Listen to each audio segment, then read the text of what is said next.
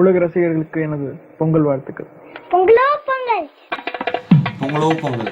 வணக்கம் அனைத்து தமிழ் உள்ளங்களுக்கும் இனிய பொங்கல் திருநாள் வாழ்த்துக்கள். அதாவது இந்த பொங்கல்னாலே ஒரு தமிழர் பண்டிகையில் மிகச் சிறப்பு வாய்ந்த பண்டிகை தாங்க. இந்த பொங்கல் எவ்வளவு சிறப்பு வாய்ந்த பண்டிகை அப்படின்னு பார்த்தீங்கன்னா, அதாவது தேவர்களின் இரவு பொழுதான தட்சிணாயனம், அதாவது 6 மாத காலங்கள் முடிஞ்சு பகல் பொழுதான உத்தராயணம் ஸ்டார்ட் ஆகிற முதல் நாள் தாங்க இந்த மகரம். அதாவது மகர சங்கராந்தி அப்படின்னு சொல்லுவாங்க. சூரிய பகவான் மகர ராசியில் அடி எடுத்து வைக்கிறது தான் இதனோட ஐதீகங்க. ஸோ இது என்ன அவ்வளோ விசேஷம் அப்படின்னு பார்த்தீங்கன்னா, சொர்க்கத்திற்கான பாதை அடைப்பு, இந்த 6 மாத காலங்கள் தட்சிணாயனம் போயிட்டு இருப்பாருங்க. அப்போது அது மூடப்பட்டிருப்பதாக ஒரு ஐதீகங்க.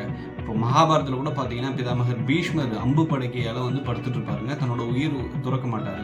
ஏன் அப்படின்னா, அப்போ நடந்த காலகட்டங்கள் தட்சிணாயனன்றதுனால. அப்போ உத்தராயணம் பிறந்து அதில் ஒரு நல்லாள் பார்த்து தன்னோட உயிரை துறந்துருப்பார் அவர்.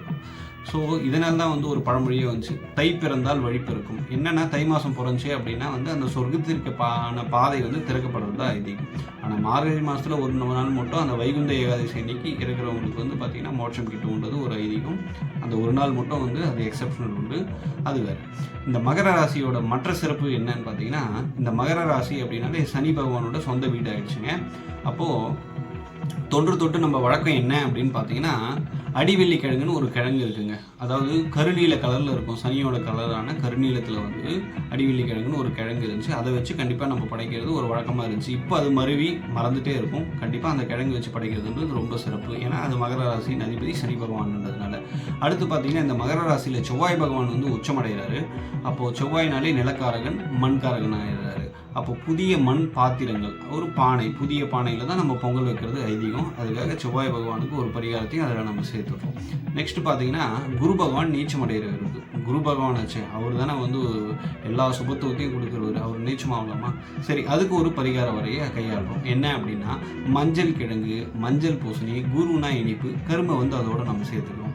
நெக்ஸ்ட் பார்த்தீங்க அப்படின்னாக்கா, இந்த மகர ராசிக்கு பரிகார ஸ்தானம் அப்படின்னு பார்த்தீங்கன்னா கடகமாவது, அதனோட அதிபதி சந்திரன்.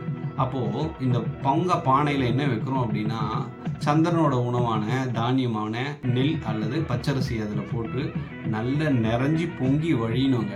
அதாவது பொங்க சொல்லவே சில பேர் ஆஃப் பண்ணா பொங்கிடுச்சுன்னு ஆஃப் பண்ணிடுவாங்க. அந்த மாதிரி கூடாதுங்க. ஏன் அப்படின்னா, பொங்கி வந்தால் தான் பொங்கல். அதனால தான் அதுக்கு பேர் பொங்கல். அது பேர் குழையல்னு ஏன் வைக்கல. ஸோ கண்டிப்பாக அது பண்ணக்கூடாது.